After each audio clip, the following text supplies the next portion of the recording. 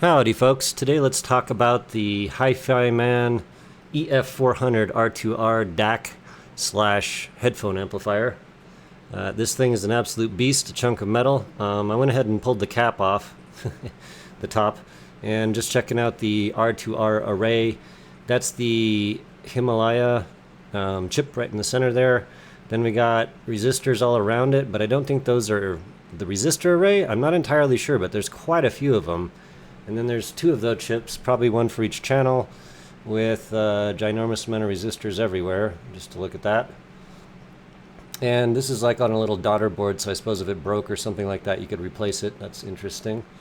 Other things to notice, over here we have an operational amplifier, and the reason I'm guessing it's that is because it has 8 pins. That's very typical for an operational amplifier. And then if we scroll or go down, kind of follow the traces. This is kind of go there, and then they end up, I think, right around here-ish.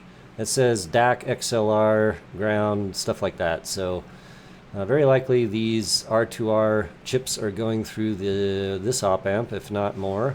Then I found some more over on this side. There's that's could be an op amp, could be a DAC chip as well. It's got enough pins to be a DAC chip that would do like XLR and RCA, like single-ended. But you know, they're lasering off the top of these chips, which is just stupid. I mean, come on now. There's another op amp probably, and then we got this chip here, all lasered off, and that chip there lasered off. It's like, what's the point of this? And we got some splooge. I didn't do anything to this. Just took the cover off. Of course, none of that would matter, I'm sure. The splooge, I mean. But other than that, what else do we got here? Just kind of scroll around a little bit. Is there anything else that matters here that I can look at? There's some like heat sinks and stuff over here. And they're not put on straight, which doesn't matter, but there's that. And then over on this side, I'll go ahead and zoom out a little bit, but that's a gigantic toroidal power supply, probably AC to DC. And cool, so let's go ahead and flip around to a front view. Okay, so here we are again with a front view. This guy right here has this knob here has the gain levels, and low gain and then high gain and then NOS on or off. Not sure, I suppose you either have NOS or non-NOS. No oversampling is what that means. And in fact, just doing a little testing, the NOS sound, so to speak, it seems a little less sparkly and a little more of a dead black background, for lack of a better word. That's about what I notice on it, and it's not actually my favorite.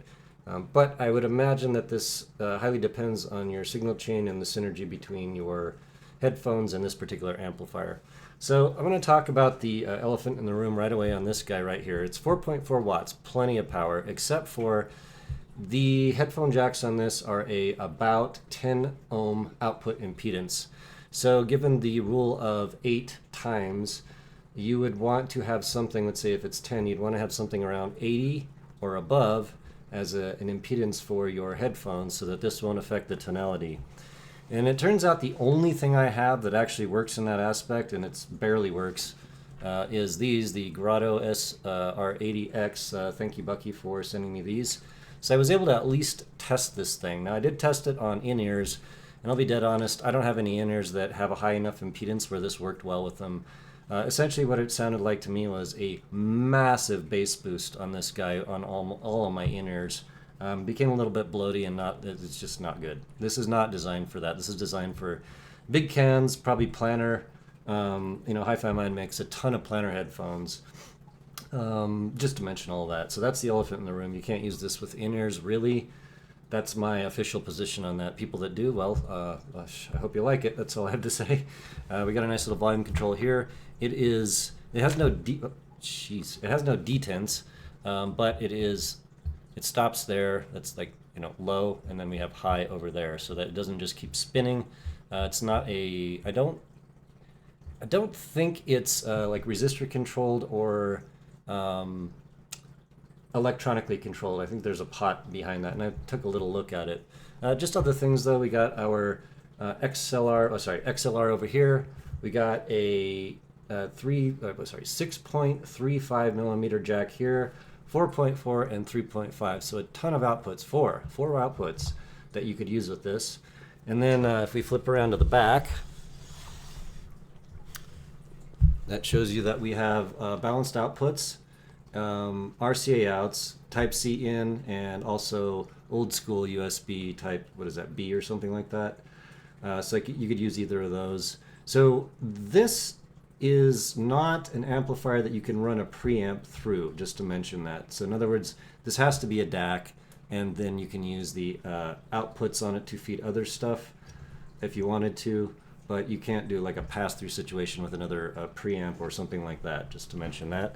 And also, so if we look at the insides of this bad boy here, probably just, well, I'll just scoot it in kind of close like. So that's what they look like inside. You know, it's well laid out. Everything is labeled except for the chips they lasered off the etching on. You got this ginormous toroidal transformer there. It's very heavy. This thing weighs like, oh, I would say 6 pounds or something like that. We could look at it here on the specs, but very, very well built. So no problems like that. And I had no glitches or any kind of weird stuff as I was using it, just to mention that. So this has our R2R technology for a DAC, and so that's a resistor array instead of a typical DAC chip such as AKM or Sabre or CS or what is that? R ohms. There's a bunch of chips out there right now. So R2R is going back in time to the beginning of when digital audio existed, and basically what that means is that this is the first iteration of how they converted digital to analog, and so this is fast forward in time till now, and we got this thing here. A lot of folks that like R2R consider it to be more like a tube amp rather than a digital type of situation. Better staging perhaps, and probably better staging and a little bit of a more creamy high end. That's what I've heard from people. Now the problem for me is I haven't been able to verify that at all because again I just got these guys right here and they're not the most incredibly resolving headphones in the world. In fact, they're not really all that great at all. So just to mention that, and I tried other stuff, but you know that's where I'm at with that. What else matters? Let's go ahead and flip over to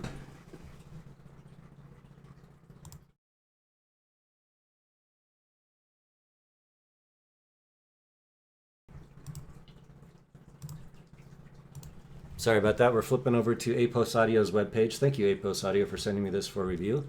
I always enjoy everything they send. So we have, it's on sale, $529. We have 4.4 watts per channel output. So I guess that would be a total of 9-ish, or 8.2 per channel. If that means left and right, then that's supposed to be like about 8 for the entire amp. 4 headphone outputs, 4 gain level functions, although really there's 2 gain levels. You have high and low, and then there's like, oversampling and not oversampling, but that's not 4 gain stages, that's 2. Weird. Big capacitors, wonderful. Very low total harmonic distortion. Channel separation is excellent as hell. Signal and noise is as good as you would expect and want. And anything else that matters, every kind of headphone connection you could possibly have. And okay, 6.7 pounds. Yeah, this is a beast. Very, very heavy and not that portable. And they have a little breakdown there and things here. Just to scroll through that. And so we arrive upon whether or not I'll recommend this amplifier. And the answer to that is I have no idea. I was not able to test this in the capacity that it should be tested in. And a couple other folks that have it have big cans. They do like it and say that it's very, very, very nice and very similar to a tube amp. And it's very, very high quality build and easy to use in terms of it doesn't have a ton of features and things on it. So basically, I don't mind it, but I also don't have a way to use it, which is appropriate. Now I will say one thing. I do think that having a 10 ohm output impedance on this limits its functionality greatly. Because like I said, you got to have an 80 ohm or greater headphone so this doesn't affect the tonality of it. So I just wasn't able to test that. But I would say, man, if they could drop that down to like 2, that would just open, you could get like say a 16 ohm headphone, which I've got a bunch of those. But at 10, I got issues. So I don't know if I could recommend it, but according to other people, it sounds quite good. And other than that, it is an absolute brick. Hifiman does not mess around with the build quality. Also, this like front plate is like thick aluminum. The chassis is metal, and this transformer here is probably enough to run a small house. So anyway, right on. I will talk to you on the next one.